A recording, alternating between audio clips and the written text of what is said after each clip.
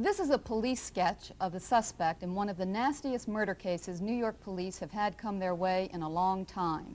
The killer police are looking for is called the .44 caliber killer because of the weapon he has used. In a neighborhood of the Bronx called Pelham Bay and in Forest Hills near the famous tennis club, the killer has struck 6 times since last summer, and 5 are dead.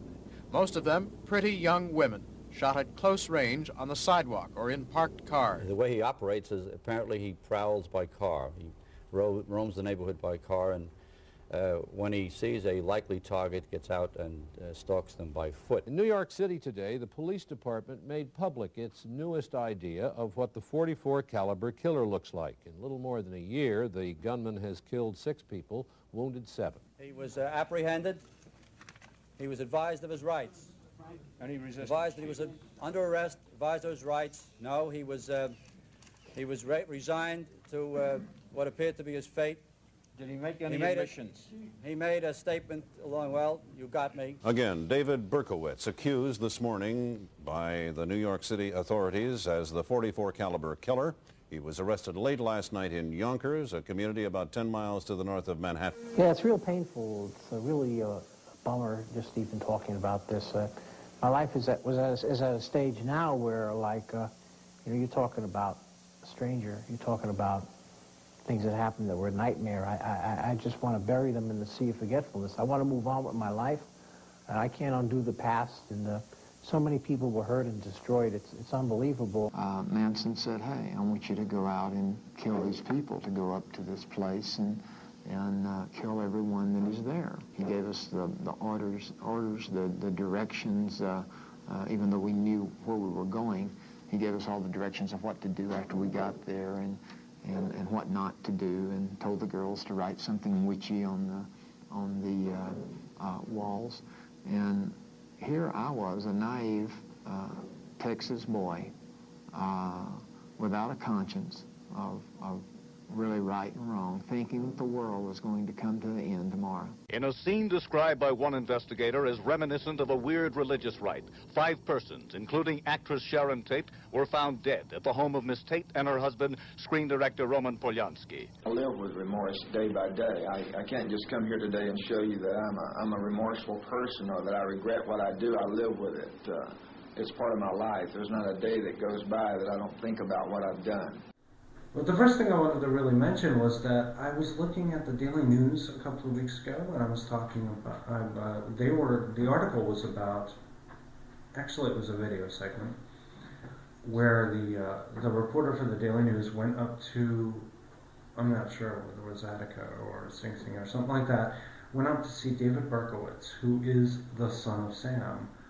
He referred to himself as the son of Sam in letters to newspapers like the Daily News and the New York Post and stuff. And he basically taunted journalists and the police into finding him. He was like, you'll never find me, I'm the son of Sam, blah, blah, blah. He made a lot of crazy references to being the son of Sam and being, whatever that meant, and being like the devil's own hell spawn or whatever it was. Now, this is before our time. We were very young. I was 5 or 4, and you were probably 5 or 6 or something in that time in the 1970s. 1976, 77, 78 was when he had his little thing. He was going out and shooting couples, necking couples in Lover's Lane areas, kind of like the Zodiac did in San Francisco in 1968. And he mentions the Zodiac in his letters, talking about a kindred spirit, that he was his brother in arms in a way. And they were just, you know, this is their thing. This was the pattern of his killing, was that he shot people in that. That is a serial killer. That is the actual definition of a serial killer, one who seeks out a specific pattern and kills them. So what were your thoughts on Son of Sam? Well, Son of Sam would be, you could almost say like a form of like maybe individual terrorism. There's just so many ways to look at that. Most of them not very welcoming for the normal, neighborly, friendly. If you care about people, that's not something to aspire to. But the Son of Sam was like an individual He was almost like an individual terrorist. The man obviously had some sort of, he was misguided, as spiritually, it's both not only physically disturbed, but it's spiritually disturbing to know that an individual is out there. And why spiritually disturbing for you? I would say, well, for people in general, particularly someone like myself, it's you have people out here that are trying to at least. Life has enough problems and difficulties without having to worry about someone randomly just killing one of your loved ones or even yourself. It makes life that much more difficult to either cope with. You're dealing with New York City life. Yeah. You're dealing with life as a regular human being, and then you've got to deal with this guy who's going around killing people. Yeah. And you don't know how many more people are out here running around. This is just one that we know about, but you never know that even when a serial killer is caught, you don't know when another one might get his inspiration or her inspiration behind another person who's even been apprehended by the law. They can even be put to death, but who's to say that someone else won't pick up where that serial killer left off? And this is henceforth. That's why we have. That's the spiritual. Sort of like built on the work of the Zodiac killer. Exactly. It becomes a generational thing. It's like. So we're not just talking about one individual. We're talking about someone who could be picking up something where somebody else left off. But it could be also that, as much as sane people have a lot of things in common, insane people also have a lot of things in common. So this son of Sam was like, hey, you know what? The San Francisco Zodiac killer, you know what? I agree. I'm going to do the same thing. Well, right. And insanity can be a spirit. What was interesting about the son of Sam killer is that he apparently received instruction and orders to kill from his downstairs neighbor's dog. Rough, basically. Imagine, okay, this is the funny part. Imagine, a club I wouldn't want to join, but yes, rough. Try to imagine that Scooby-Doo is telling Shaggy to kill people or something like that. It's like, yeah. Roll, Raggy, roll, everybody. It's like that. I mean, I don't want to make fun, but you really can't help making fun of a situation where a man is like going mad because a dog downstairs is saying, kill everybody. And I have to wonder, why would you, even if you were mentally deranged, why would you receive instruction from a dog to kill people? If I were mentally deranged, I have a feeling that I would want to tell the dog, why don't you just go and kill them yourself, Scooby? I don't really feel like killing anybody right now. Stop telling me to kill people. Right, which in itself is mentally unstable if you think a dog can even command you to do something like this. But dogs the fact that you very did intelligent creatures. Yeah. They might actually want you to kill people. We don't know this. We don't really speak their language. Apparently, he was like invaded by this dog mentally or something. Maybe it wasn't necessarily the barking or the piddling on the carpet or the other horrible things that dogs do. Dogs are really hard to maintain as pets, I have to say. And perhaps the dog might have been telling David Berkowitz to do other things. Perhaps David Berkowitz, in his distorted mental way, misinterpreted this dog. Perhaps the dog was saying, hey, get my owner to clean up around the house or something, or maybe give me some shoes to bite, or maybe take me out for a walk. Dogs love walks. They love walks probably more than killing people, right? And that would be what I would hope. Okay, there's this other possible point. Dogs don't like other dogs. Have you ever noticed this? When they're walking along on the street, dogs are looking at other dogs and they're like, ruff, ruff, ruff, ruff, ruff, ruff. They're always fighting with other dogs. So why couldn't he say to David Berkowitz, kill other dogs, David? Not kill human beings. I mean, what's a dog's problem with a human being? Kill other dogs now. Maybe David misinterpreted. Anyway, the more interesting point of this is that David Berkowitz is now a born-again Christian. He apparently is into Jesus. He's way into Jesus. And if anyone knows my friend Colin, they know that he is a Christian. So maybe you can give me the perception. What do you believe that David Berkowitz is rehabilitated? Do you believe that he is a born-again Christian and he loves Jesus? Well, you know what? In his particular situation, this has been going on for years, and I believe in his particular case, I think the man has become so aware of his disgrace, and it's not impossible for people to redeem spiritually. Yes. In fact, he might be even more of a Christian. I'm a person who's struggling to figure out who God is, and I would like to call myself a Christian, but I believe he's actually maybe even more of a Christian. I think he's the real thing, and he might even. You be really someone, do? You think I would like he to? has I think he's the real thing because I think he realizes the shame and guilt of what he's done. And if he can't bring back his victims, at least he can try to make life better for those that are still here and while he's still alive. And that would be the best way to go, since you can't really undo the damage you've done, but you can reverse it in the way that you become a better person. This is whether you're behind bars or not, as long as you make a conscious effort to encourage others to do not what you've done, not to follow in your footsteps, and you do believe that there is a God, because we all, while the man sinned horribly, but everyone, as far as I know, and I think most people should realize, there is a God that we, I think, have to answer to someday. What I'm confused over. That's your opinion, Colin. That's what I believe. I'm not really. I mean, I believe that there's a God, but I'm just not sure that God is anything that the humans describe in the Bible, Torah, or Quran. You know, I'm not really. I can't outright say that, so therefore it questions my being a Christian or anything. But I do have a belief in a supreme God, regardless to, you know. I will say that.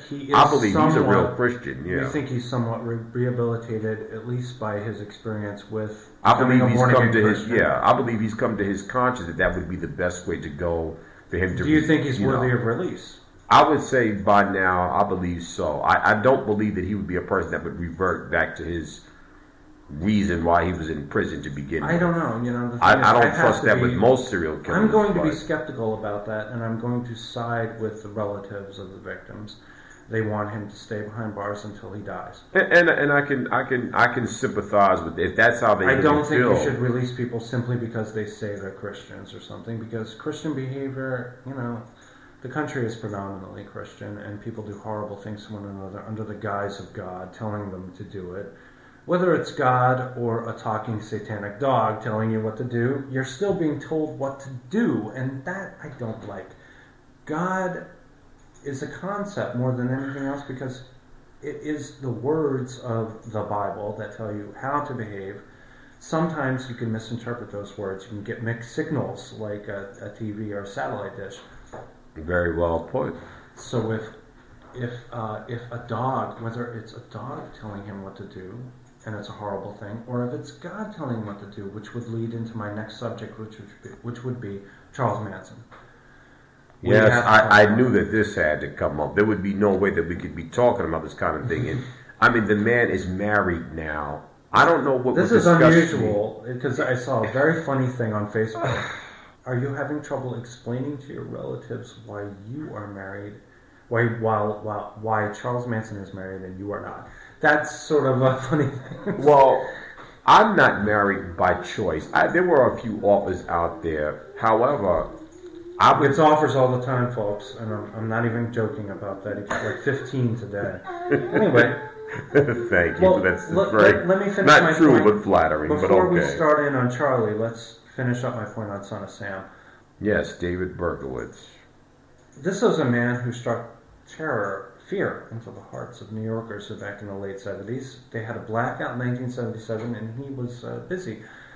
Yeah, very ultimately, busy. It was not his acts that got him arrested. It was his unpaid parking tickets or something. It had something to do with his. He drove a Volkswagen Beetle or something, and he had some unpaid parking tickets. That's what got him ultimately caught. It had nothing to do with his behavior, his hubris, or whatever his murderous plans were at the time, and sending all those crazy letters to the Daily News. He would have continued doing what he was doing until he was eventually, hopefully he would suspect, caught and gunned down in a dark alley in Yonkers somewhere. This guy would have continued to do what he was doing. Of course. now he's in jail for all this time. He becomes a born-again Christian. He's trying to convince us that he's completely rehabilitated. I don't know that I buy it. I understand your belief, and I respect it. I'm not willing to give him the benefit of the doubt. He did kill people, and I think he should stay in jail for as long as he breathes. Well, one thing I will say to that, and I completely understand, like you said, in relation to not just your own feelings, because I can understand how you feel. I mean, you don't want just any serial killer thinking, if I'm in here long enough, I haven't been executed for my crimes. If I become, that's New York. That's the problem with New York State. They don't really give you the death penalty anymore. They've kind of like upended it a little, and even for heinous crimes, because unfortunately the law is a precarious balance, and we have juries and we have grand juries, as we know, as we've seen in Ferguson. People weigh the facts accordingly, and then they go make a decision based on that. Sometimes justice is a little too blind, because it becomes obvious that some people just are not capable of functioning in our society. This is why we have such things as Charles Manson. Obviously, he's somebody who worked the system, and he was a career criminal, and he figured out how to do certain things. But unfortunately, we have a system that can be blind even to common sense. There are some things that are just plain obvious. Well, let me see. What you have here is like that. These are just purely examples of an imperfect world that we live in. Mm-hmm. The fact that human beings have to die someday is already something. That's a curse that was identified in the Bible from sin.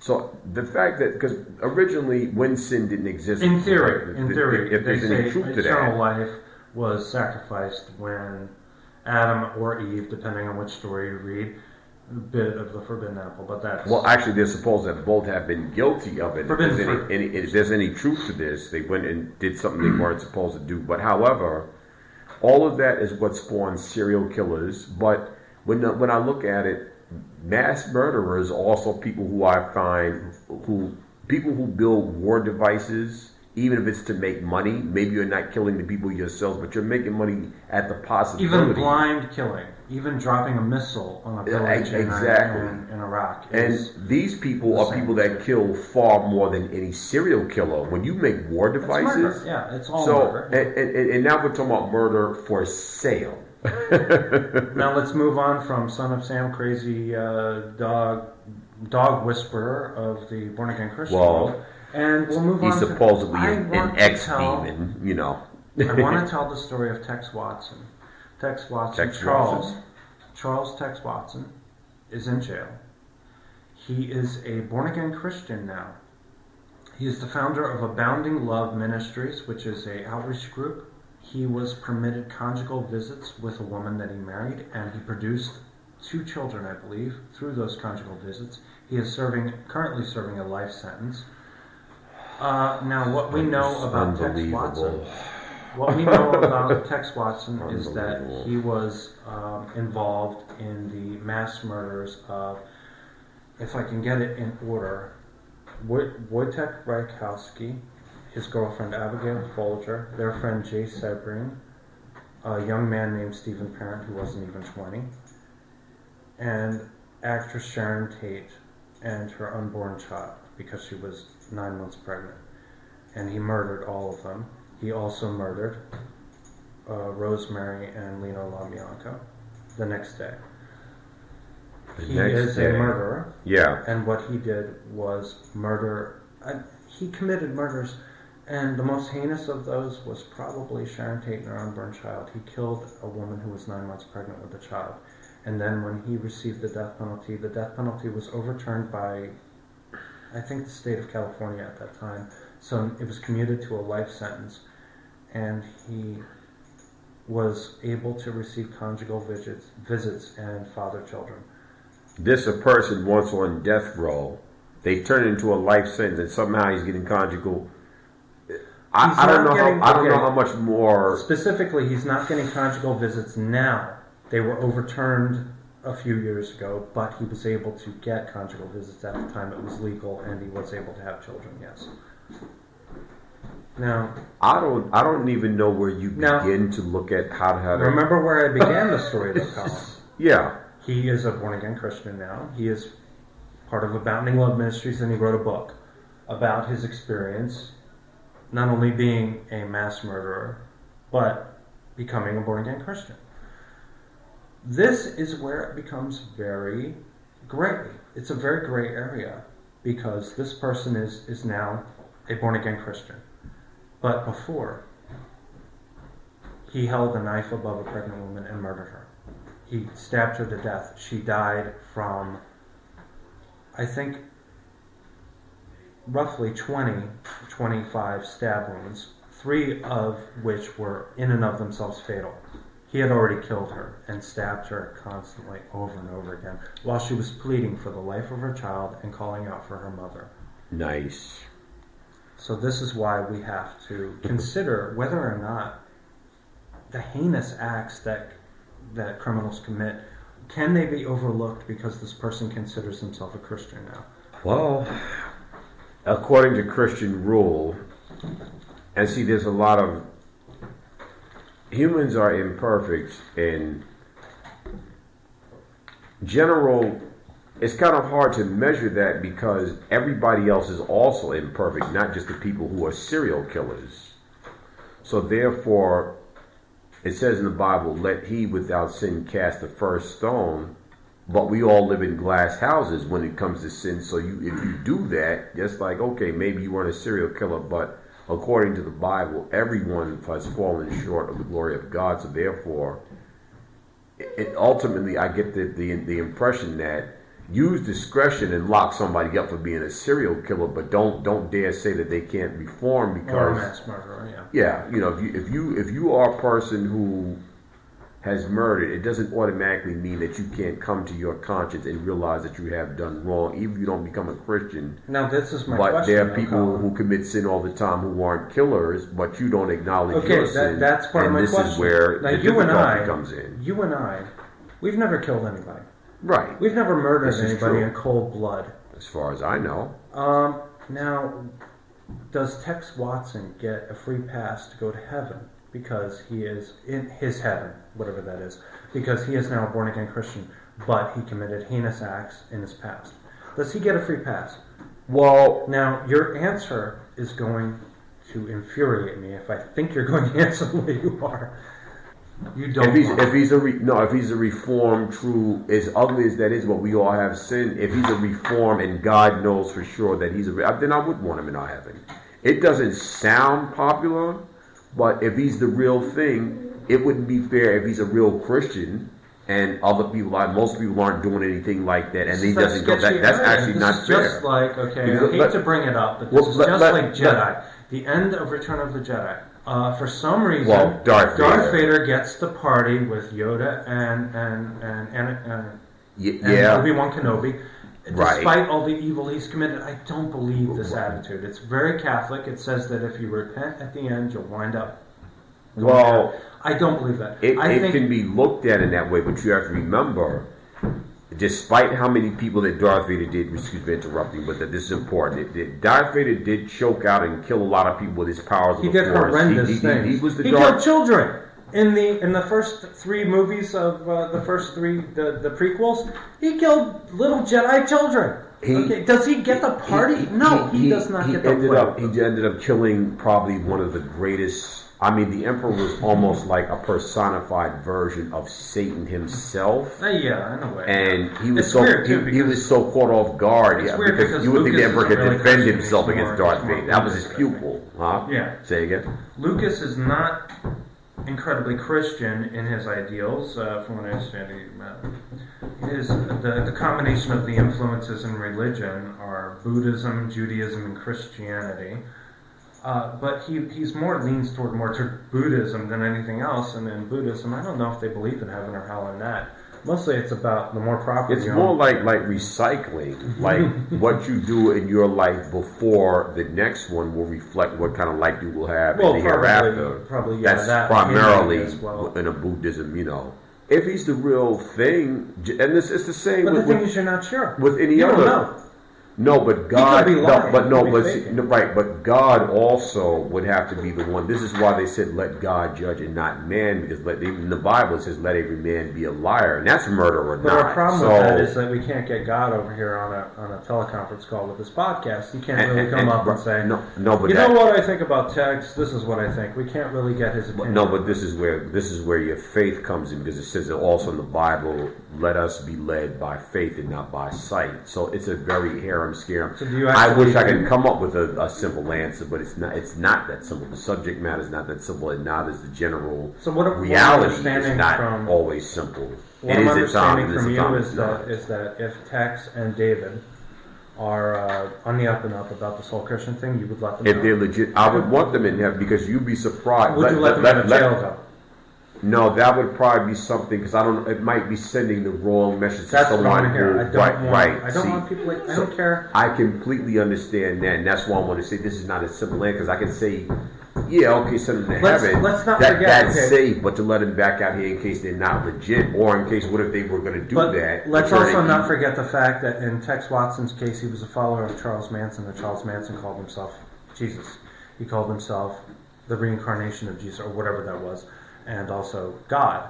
He had a bunch of basically young, impressionable minds that he molded, and he told Well, see, now that makes me think of another person, Jim Jones. He was supposed to be like a god, too, and he had people killing themselves. Jim Jones is a whole other podcast I would love to get into. And as much as I don't like Charles Manson, at least he got people to kill other people for him, and he's a disgusting person. But Jim Jones got people to kill themselves, and as much as I don't like Charles Manson, it really does show. Jim Jones bothers me even more, because you it's all part of the same either pattern, I'll kill you or you'll kill yourself. It's all part of the same pattern This is what I'm human talking beings about. I would not want Jim Jones out on the street if he was alive today. That's a definite no. An interesting. I really, we I have a stronger. At some point, maybe we will. I thought you might want to as we go on, because I can think of a whole lot of. Hitler would be another perfect. Well, we're running a little long, but I do want to make. It's like I said, this is a very provocative. I do want to make the correlation that human beings are extremely easy to lead.